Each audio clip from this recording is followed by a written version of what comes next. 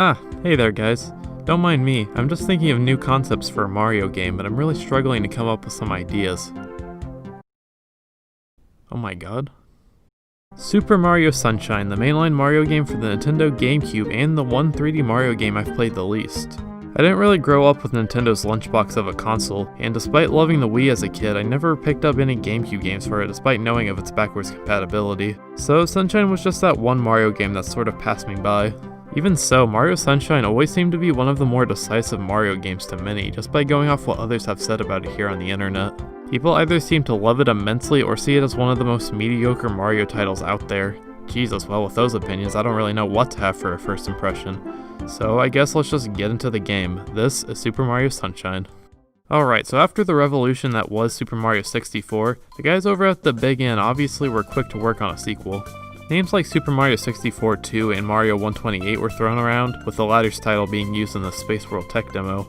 But eventually the title Super Mario Sunshine was decided upon based on the idea of giving Mario a water pump for gameplay, and for having the game take place in a tropical setting.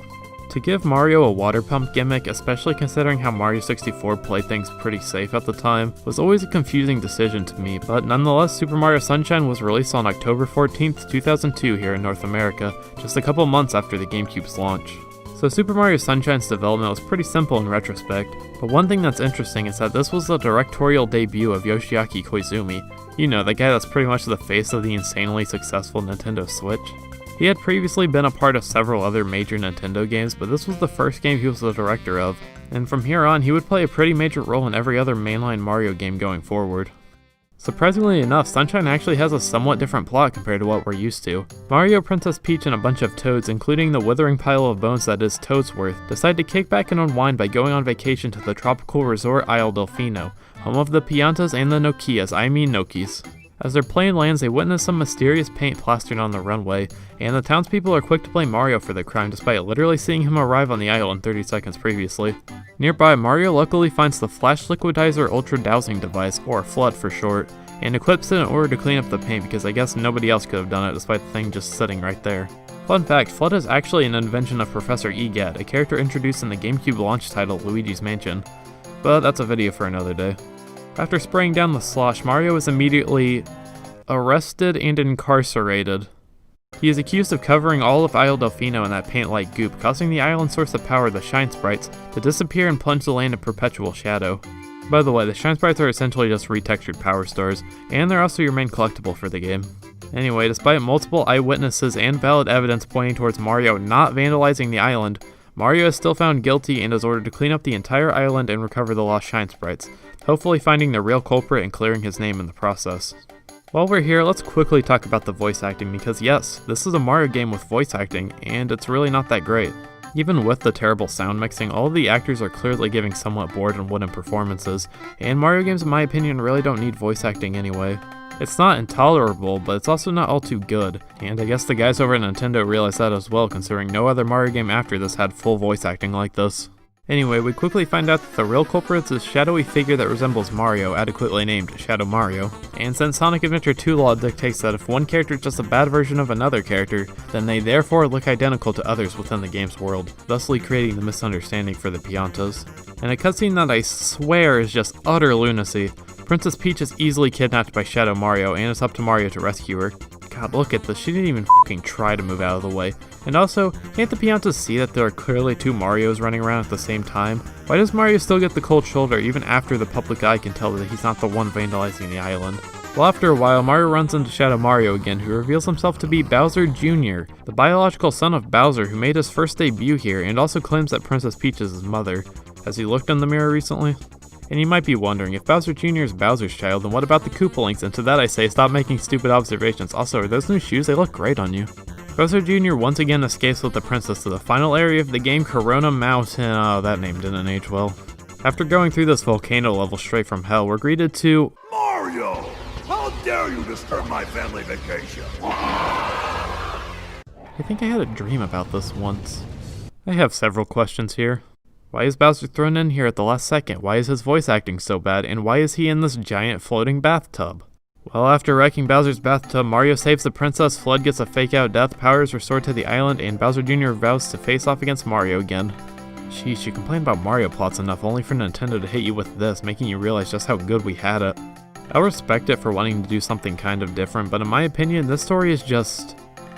what's the word? Oh, right, bad.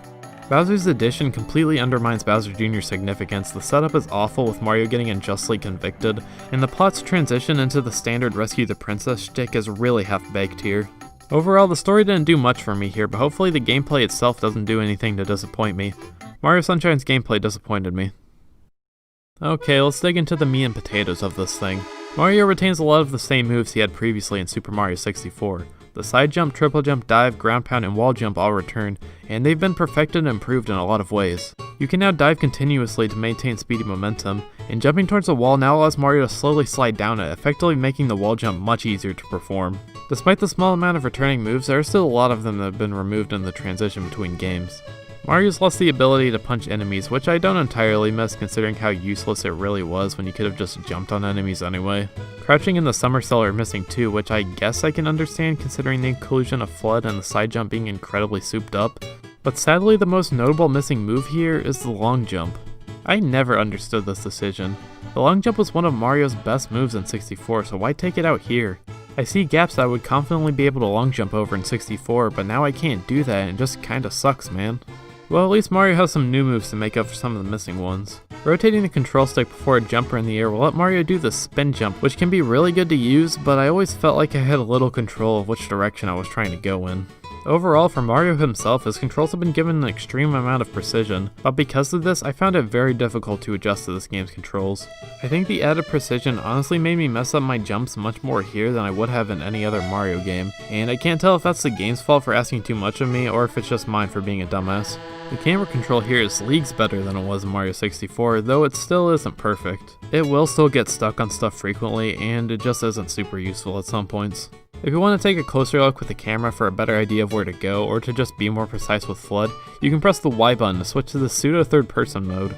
Alright, FLUDD. I guess we should talk about him now.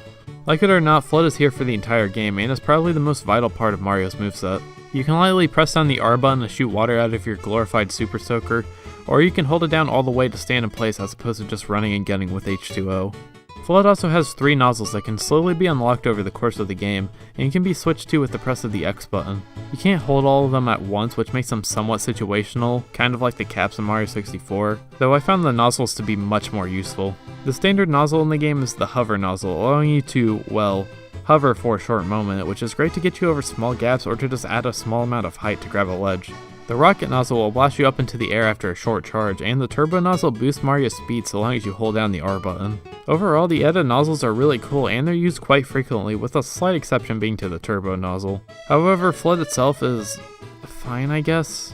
The entire game revolves around FLUDD, and while I feel like levels for the most part are fairly well designed around its mechanics, I think the enjoyment of using this device runs out pretty quickly.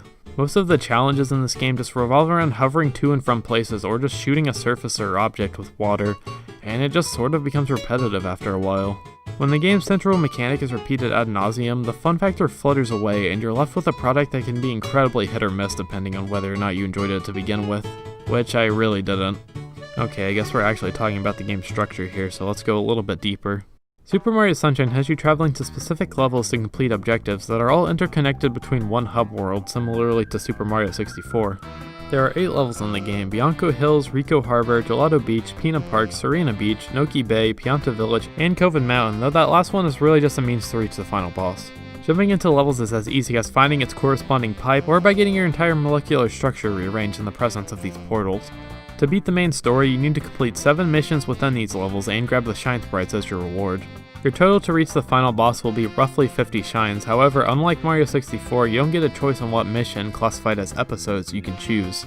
You're basically forced to complete the first 7 missions in each level, as opposed to having the option to skip a certain mission if you don't want to deal with it. This backwards design choice from how Mario 64 amazingly handled levels is incredibly irritating to me given how annoying some of these missions are, but I'll get to those in a second because we're still in math class here, kiddos.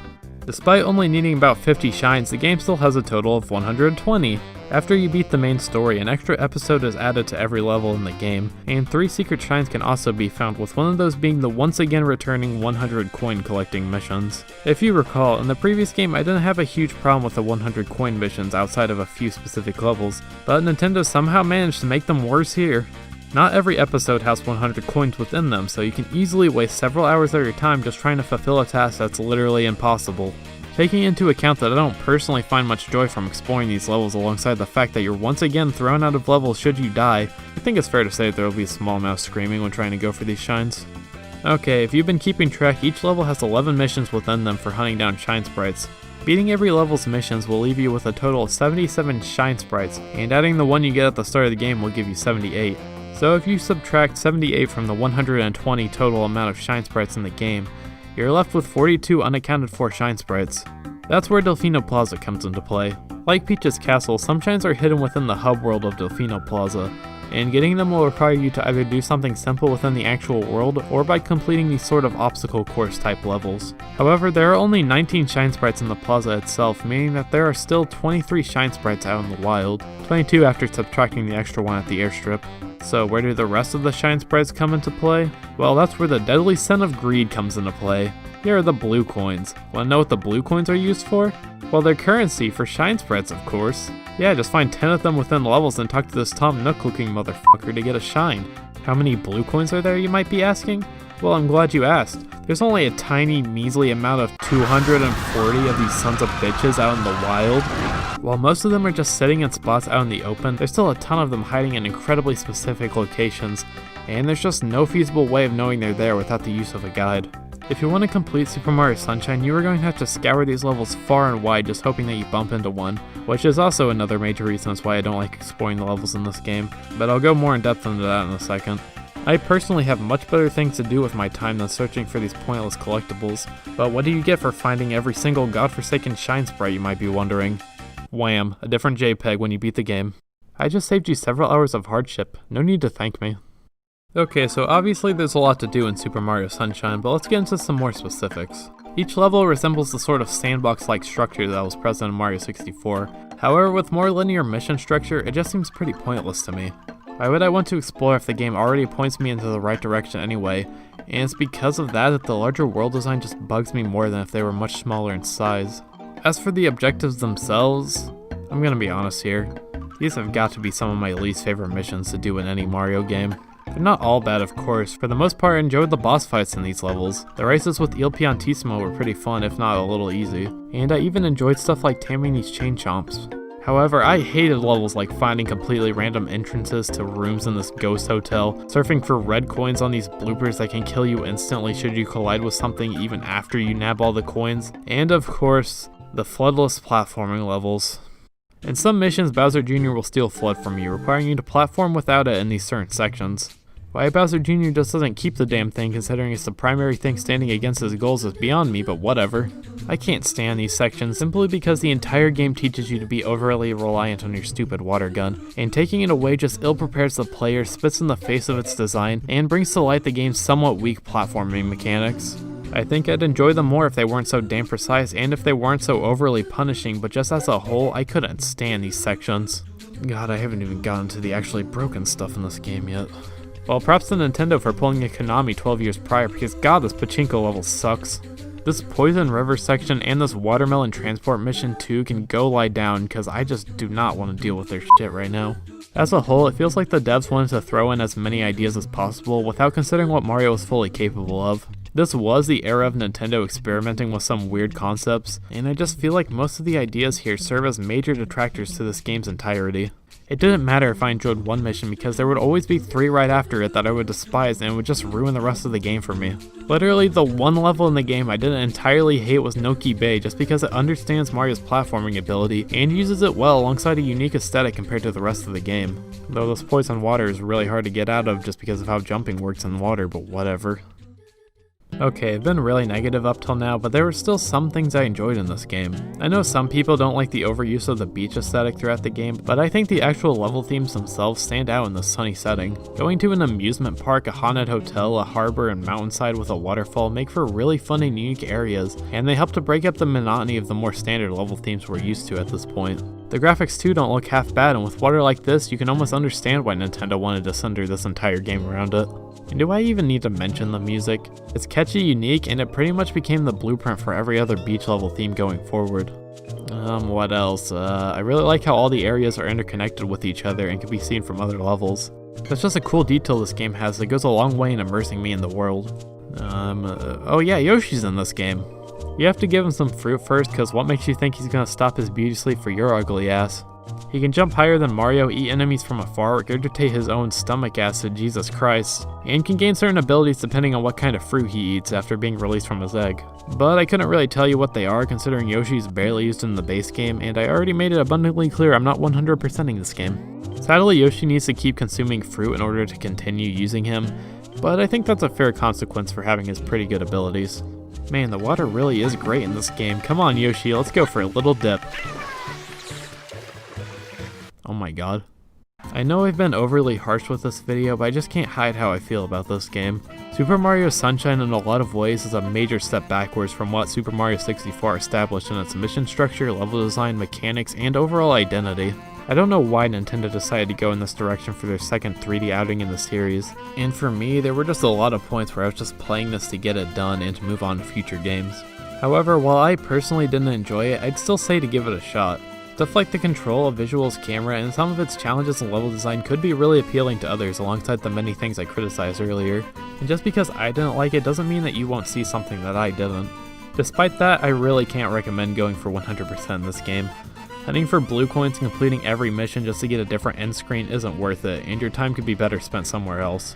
Now, going for the required 50 shines to beat Bowser is something that I could probably recommend, though if you're like me, you'll still get frustrated a fair amount of times. I'm sorry if some of you got mad at me for tearing into one of your favorite games, but at the end of the day, this was just my impressions from my first playthrough, and who knows, my opinion might change the next time I replay this again.